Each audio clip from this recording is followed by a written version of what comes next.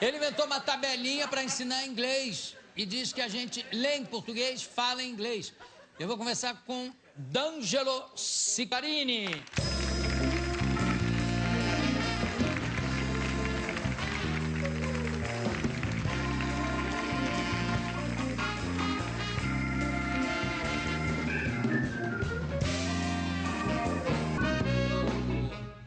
Quer dizer que qual é a sua formação, em primeiro lugar? Eu comecei engenharia 8 vezes e não consegui terminar nenhum dos cursos. Bravo, muito bem. Terminar engenharia não é fácil. Não, a engenharia até que é fácil. O difícil era ficar na sala de aula 5 aulas. Não. E foi assim que foi criando a gente. Bons vendedores. E vocês são 5 irmãos? 5 irmãos. É algum engenheiro? Não. Tem economista, tem... Advogado? Não, advogado não conseguia. Tem um monte lá. Não vamos forçar a memória agora assim à toa, né? Por que você se interessou nessa tabelinha para ensinar inglês? Jô, começou o seguinte. Não sabia falar nada.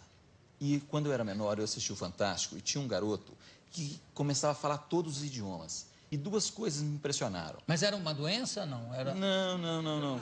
Ele tinha uma facilidade de aprender a falar. Aí eu comecei a observar o seguinte, 2 coisas. Você foi uma delas. Não é porque eu estou no seu programa. Realmente fui escalado. Não, mas por incrível que pareça, eu comecei a ver uma relação. Por ser da área de exatas, eu começo sempre a observar um padrão nas coisas. Mas você tem um ouvido bom. Mas criança... Mais ou menos, tanto que eu chamei o sexteto para trabalhar comigo. E olha só que interessante. Criança aprende a falar qualquer idioma em qualquer canto do mundo com 1 ano de idade.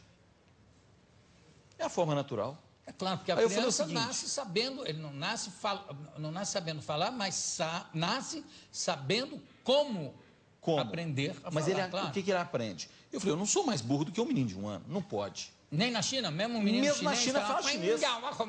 Mas ele fala. Olha só que coisa interessante. Mas aí eu não tinha pensado nisso. Mas ele fala. No Japão também, Noruega. Só, com 5, 6, ele vai para a escola fazer o quê? Ler e escrever o que ele fala. Aí eu comecei a ver o seguinte, falei, espera aí. Para registrar. Bom, em português é assim, por que em inglês é diferente? Eles me dão um livro para ler e escrever se não me ensinaram a falar. Entrar diretamente na parte da tabela, que a gente tem até para plateia. Hoje temos gente... Pessoal do Canadá aqui, que fala inglês. Pessoal de Ruanda, que fala inglês. You speak English, all of you, right? Or no? Am I wrong? Yeah, all right. So he's going to teach us how to speak English through the way you read it in Portuguese.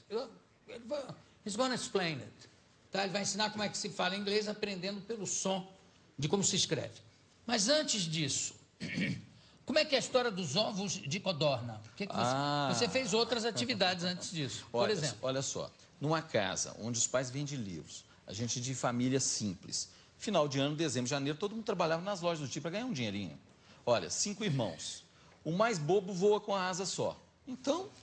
É mesmo? Tinha que se virar. Conserta relógio no escuro com luva de boxe. Sem problema nenhum. Aí o que nós fazíamos? Nós começamos a trabalhar na loja dos meus tios e tínhamos lá, falamos para os vendedores que a gente tinha codorna. Aí eles falaram, vocês vendem ovos de codorna? Vendemos. Quanto que é? Hoje, R$3 a dúzia. Então, nós vamos comprar. Aí o que a gente fazia? Descia, saía, terminava o expediente, passava no Mercado Central, comprava 3 dúzias por R$1, aí separava elas, 12 ovos e vendia. R$3 a dúzia. Mas o ovo de codorna era tão barato assim, era R$1? É R$1, R$1,50, veio uma caixinha com 3 dúzias. Até hoje, assim.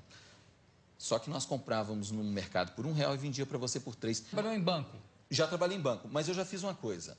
Quando eu trabalhava em banco, pedi demissão, montei um restaurante, o restaurante começou a ficar ruim. Aí eu falei assim, o negócio é crise. Começou a ficar ruim o quê? A comida ou o negócio? Mesmo fechou, perdi mais da metade dos clientes que almoçava lá. Eu falei, é crise. Então eu tenho que ganhar dinheiro com a crise. O que eu faço? Aí eu tinha um terninho carijó lá na época, Jô. Aí fui fazer o seguinte, fui ser consultor de empresa. Nada a ver com nada que eu tinha feito. Eu falei assim, fazer o quê? Aí eu fiz o seguinte, quando eu fui ser consultor, eu falei, ninguém me conhece, não tem um advogado na família, não tem ninguém. Aí eu escrevi um livrinho assim, chamado Saia do Sufoco. Eu acho que a produção tem até aí. Tá aí o livro? Aqui, senhor. Por que você não traz Ângelo Sicarini e Ronaldo Dantas? Aí o que eu fiz? Aí me pergunte. Vocês saíram do sufoco? Eles eu não sei, mas eu saí. Eu vendi livro até, arrumei um monte de cliente. O seu sistema, vamos falar agora do seu sistema de aprender inglês com as tabelas, né? Vamos começar mostrando como é que a gente faz. Começa com a tabela no telão. Se você tiver o alfabeto primeiro, se você só puder mostrar o alfabeto, você já viu que todos os alfabetos se parecem? O alfabeto não, tem palavras. Então tá, então começa com a tabelinha. Por exemplo, você diz que as letras OU e AU em inglês produzem o som de AU. Isso. Como fica a palavra window? Window. Ficaria window. Window. Ah, window. Mas isso acontece pela seguinte maneira. Você tem uma Mas não tabelinha. é window. Tem várias formas de expressar o som. Tem a forma do inglês formal e tem a forma que a gente vai... igual no português, a gente fala você, se, aí, ou. Você vai... Você... Como é que você... No português, você é mineiro, a linguagem... Não é? Sou mineiro. Então, você. A linguagem vai evoluindo. A linguagem vai evoluindo. Você acha que o C é uma evolução? Você, na verdade, tem a tabelinha do som. Cadê a tabelinha? A tabelinha, eu acho que nós temos, pelo menos, a tabelinha tá aí. Olha aí. Isso. Como é que funciona essa tabelinha? Steak é o que em inglês? Estaca. Steak é estaca. Olha só. Estaca de plantar? Estaca? Estaca mesmo, estaca de madeira. Olha só. Para que a pessoa vai usar estaca em inglês? Mas, na verdade, ela não Quando precisa... ela quer um bife, I want a steak. O cara chega, paf, paf. É isso? Isso, exatamente isso. Olha o que acontece com o som. Se eu chegar numa lanchonete e pedir, por favor, torta, e por favor, torto, ela não vai me dar outra coisa. Isso agora, você fala o quê? Em português? Em português. No inglês... Por favor, toto. Isso. O que acontece no inglês? Nós estudamos aqui, aí depois temos que fazer um estágio lá fora. Para quê? Para aprender o som e a pronúncia correta. Então, taca e o A de cat. Cat. Olha como é que funciona isso. Toda vez que uma palavra tem duas vogais ou mais, uma afeta a outra de trás para frente. Como funciona isso? Afeta a outra? Um som de uma vogal afeta a outra. E o que determina se ela tem som de A ou se ela tem som de EI é a quantidade de consoantes que tem entre elas. Por exemplo, Peter, como é que funciona? Peter. Isso, exatamente isso. Quer dizer, se a pessoa falar só Peter, como aí é que funciona? Peter. Isso, exatamente isso. Quer dizer, se a pessoa falar só Peter, tá errado? Não, tá certo. Peter. Mas a criança... What are you doing? Peter. Mas tem pet. Olha só, um E sozinho, ele fica em português. Tadinho, olha só. P-E-T é pet. Pet. Mas quando eu coloco mais um ER no final, na palavra Peter, um E afeta o outro. Só tem um T. Toda vez que tiver Qual zero, é o que afeta o outro? O de trás para frente, o último para o anterior. Sim. Então, do pet, último E para o anterior. O pet vira Peter. Mas pimenta é pepper. Por quê? Tem dois P separando. Pimenta? Aqui não tem o pimenta. Não já tem. Entendi. Pepper. Por quê? Mama. Toda vez que tem 01, é isso aí. Toda vez que tem 01, o A faz o som de EI, o E... ô Bira. Olha, Bira... Ice.